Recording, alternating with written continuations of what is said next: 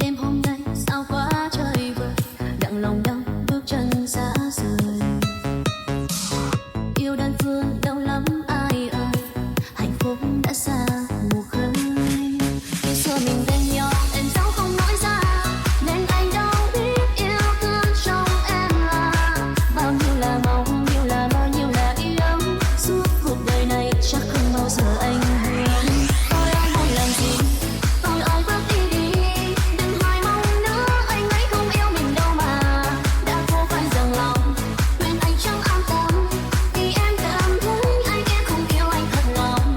Em vẫn sẽ chờ hoài, em không mong anh đi, do cuộc đời sóng gió có lối đẹp vì ai. Anh cứ quay về đây, em lo lắng cho anh, em sẽ không yêu ai ngoài anh.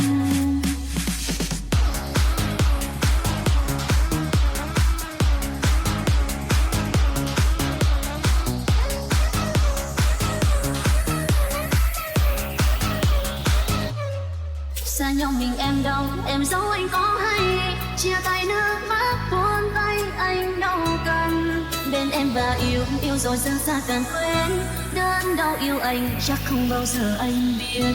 Tôi anh muốn làm gì